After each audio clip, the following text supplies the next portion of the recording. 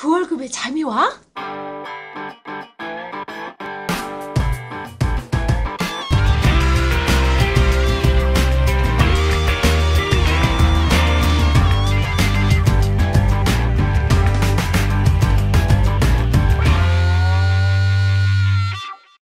그 월급의 잠이와는 월급이 전부인 2천만 월급쟁이들의 불면증을 해소하는 방송입니다.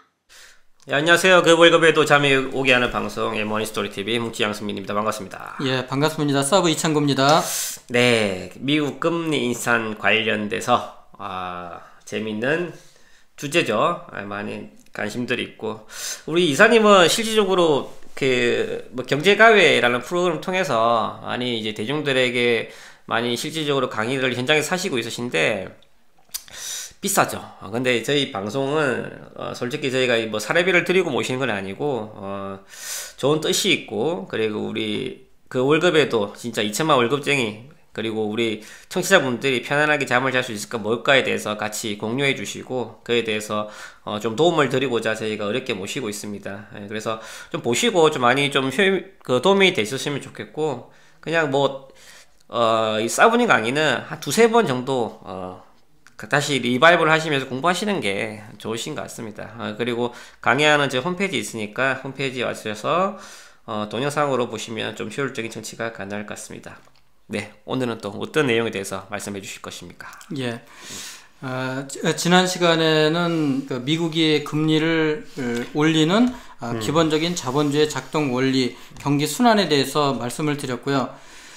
미국이 금리를 올려서 불안해하시는 분들이 굉장히 많거든요. 네네. 막연한 불안감 때문에 또 잠 못 이루는 이 분들이 많이 계시는데, 미국이 금리를 올린 거는 아주 그냥 당연한 순환적인 그런 현상 중에 하나였다라고 그렇지. 하는 부분을 먼저 말씀을 드리고요. 그러면은 경기 순환의 그런 연장선에서 미국이 이제 금리를 올리는 거가 어떤 팩트들을 보고 올렸느냐. 네네. 미국이 경기가 나빠지냐 또는 좋아지냐 라고 하는 거를 판단하려고 하면은 미국 경기의 구성 요소를 좀 살펴봐야 될 텐데요. 미국의 경기는 우리나라하고 정반대의 비율을 가지고 있는데, 내수가 약 70% 정도를 차지하고요. 수출이 약 30% 정도를 차지하거든요. 우리나라랑 거의 반대. 예, 그렇죠. 네. 그래서 미국의 경기가 좋아진다, 나빠진다 라고 하는 거는 상당히 많은 영향이 내수에 의해서 좌우된다라고 하는 거죠. 그러면은 미국의 내수를 좌우하는 거는 또 뭐냐? 내수라고 하는 거는 소비자들이 물건을 살 수 있는 능력. 이걸 우리가 이제 수요라고 이렇게 이야기하지만, 수요 중에서도 구매력이 뒷받침된 수요, 이런 걸 우리가 이제 유효 수요라고 이렇게 이야기하죠. 네. 이 유효 수요가 증대해야지 경기가 좋아지는 거죠. 그래서 이제 결론적으로 미국의 경기가 좋으냐 나쁘냐라고 하는 그런 사이클은 결국은 이 내수 구매력을 좌우하는 안정적인 임금이 늘어나느냐 줄어드느냐, 국가 전체적인 총량의 임금에 의해서 미국의 경기가 좌우되는 거죠.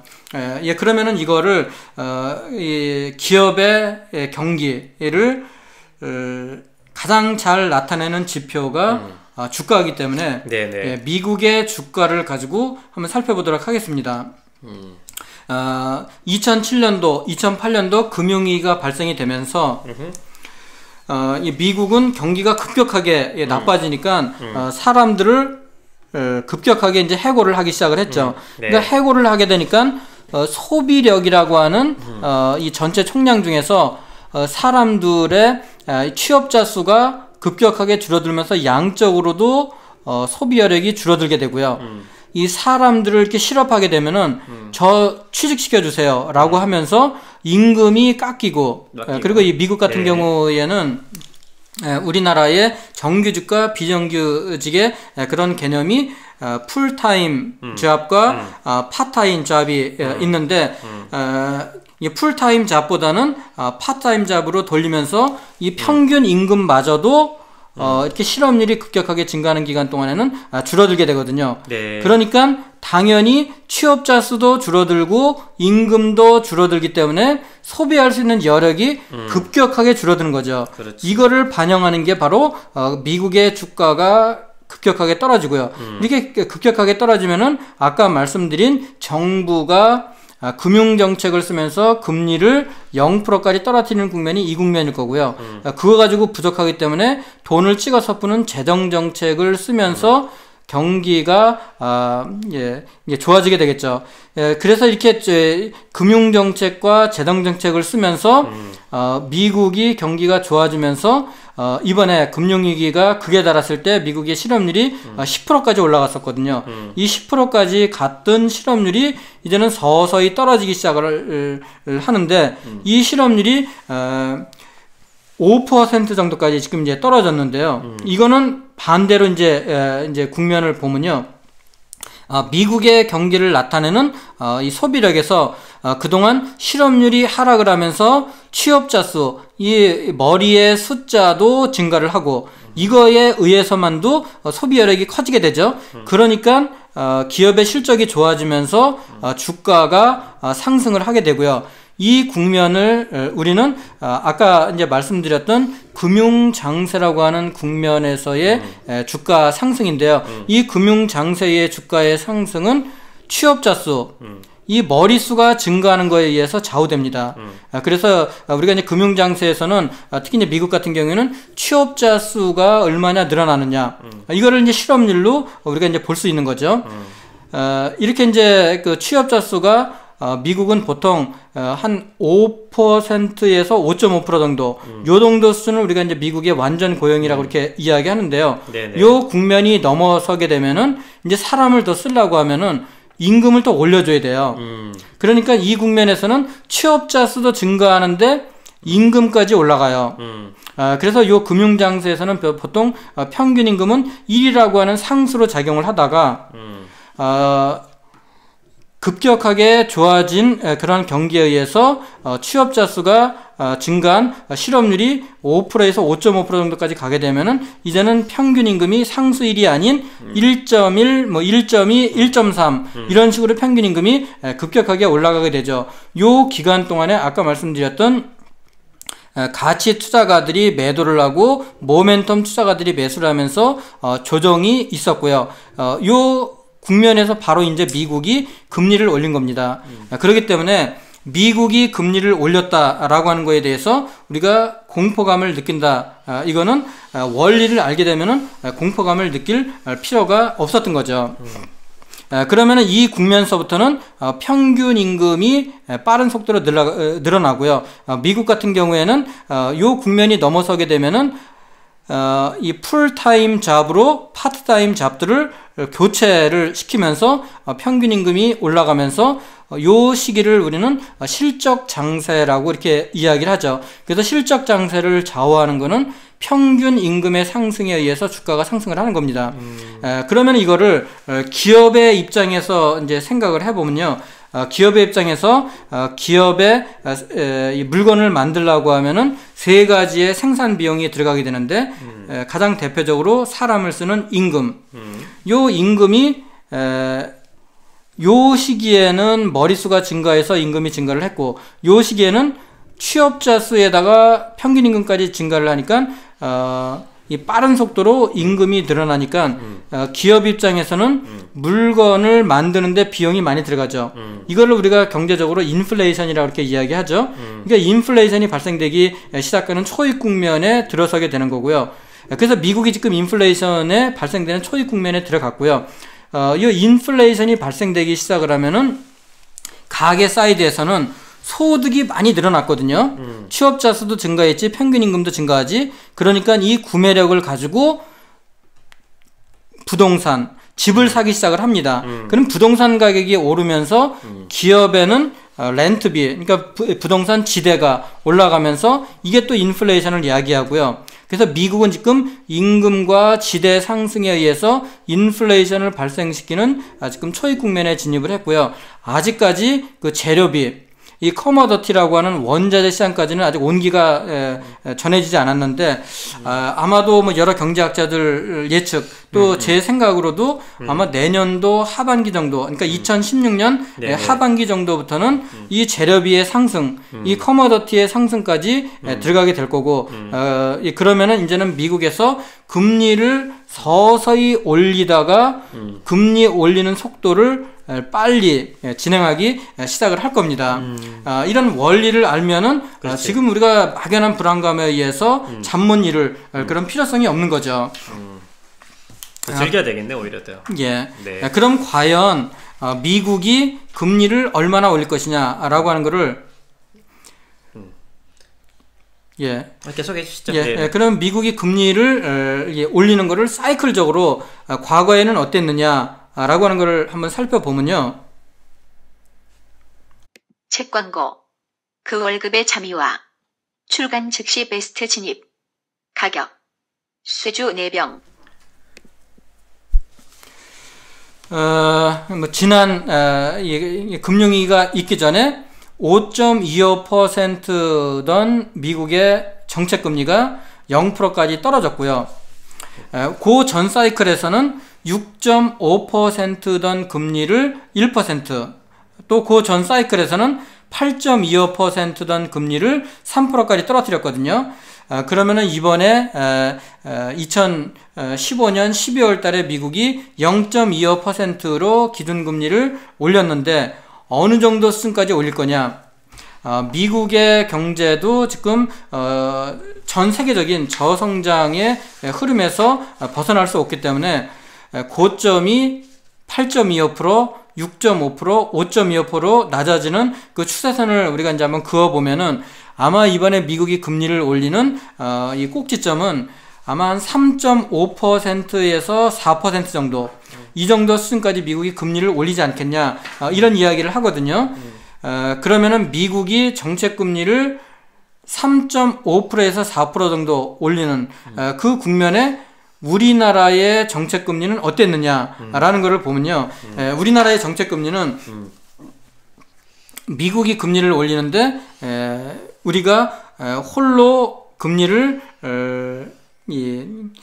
낮추는 거를 장기간 지속하기가 굉장히 어려울 겁니다. 그래서 미국이 금리를 올려가는 게 결국은 우리나라도 금리를 올릴 수밖에 없는 압박을 받게 될 텐데, 그러면 우리나라는 언제부터 금리를 올릴 것 같으냐?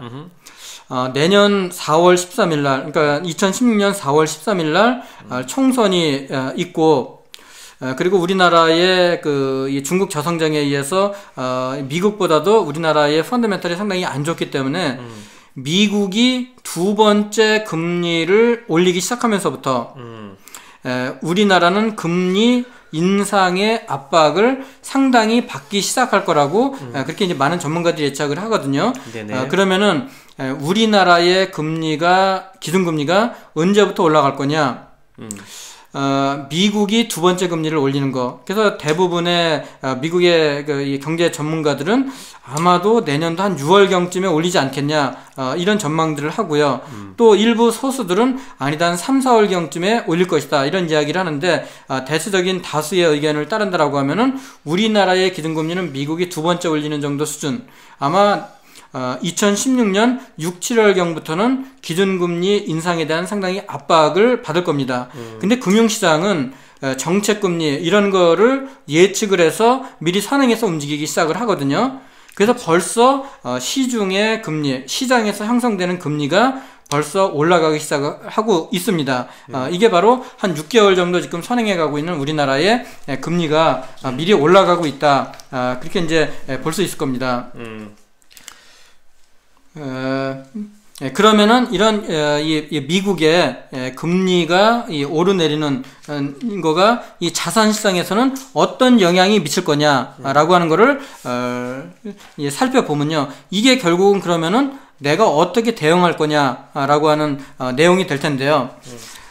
경기가 좋고 이 나쁨에 따라서 경기를 나타내는 미국의 주가가 내렸다 올라갔다는 이런 국면에서 경기가 침체하는 이런 국면에서는 아까 말씀드렸던 금융 정책과 재정 정책에 의해서 미국이 달러를 공급을 할 텐데요. 이런 공급하는 기간에는 미국이 민간한테 달러를 어떻게 공급할 거냐?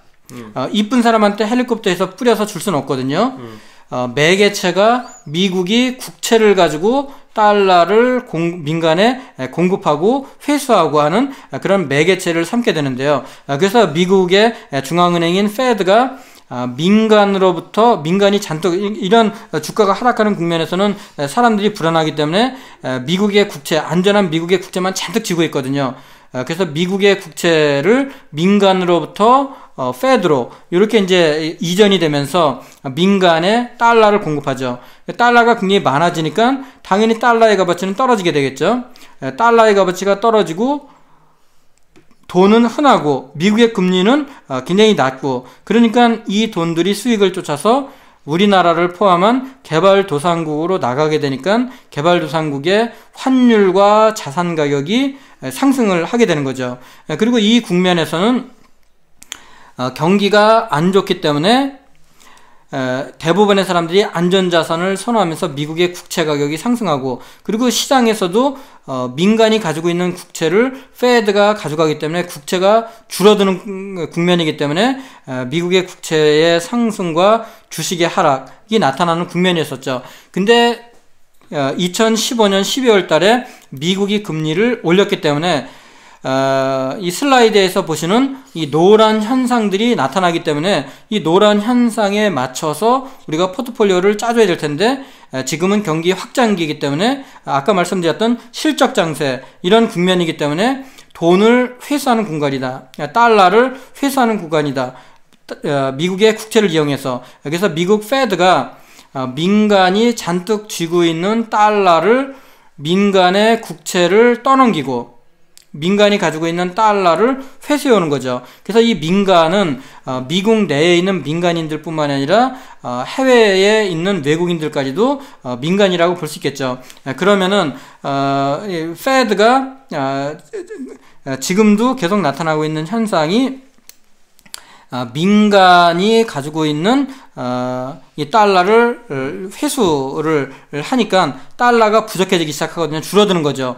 그러니까 달러가 강세로 가고, 달러가 비싸지니까 당연히 개발도상국에 투자해놨던 거는 회수를 해야 되겠죠. 그러니까 개발도상국의 환율과 개발도상국의 주식과 채권의 가격이 하락을 하는 거죠.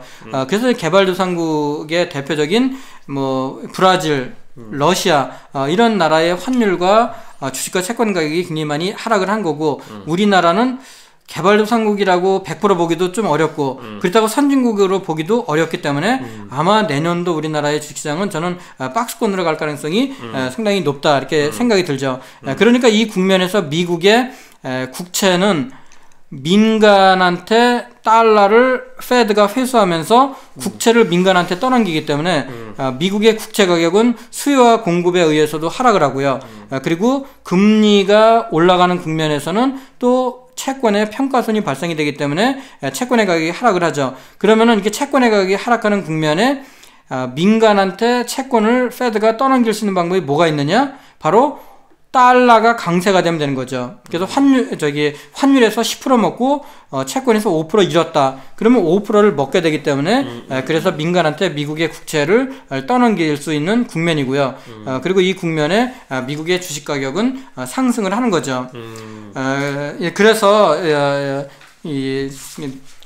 2015년도에도 미국의 달러는 상당히 강세가 됐는데 2016년도에도 미국의 달러는 상당 기간 강세가 될 가능성이 높다라고 하는 게 이 미국의 이 달러를 나타내는 달러 인덱스가 주가하고 아주 비슷한 모습을 보이는데요. 그러네요. 아까 말씀드렸던 과거의 사례들을 살펴봐도 주가하고 아주 비슷한 게, 요 시기는 유동성 장세와 비슷한 그런 주가의 모습이고, 중간 반락기를 거친 이후에 실적 장세의 모습을 보일 거고, 이 국면에 과거의 뭐 회색이나 이런 주황색과 같은 과거의 사이클을 보더라도 이 국면의 실적 장세까지는 이 달러가 강세를 보였기 때문에 지금 미국의 달러가 지금 여기서 조정을 좀 받고 있기 때문에 미국의 달러가 올라갈 가능성이 상당히 많이 있고 이게 바로 달러 자산을 비중을 늘려야 되는 그런 이유라고 볼 수 있을 겁니다.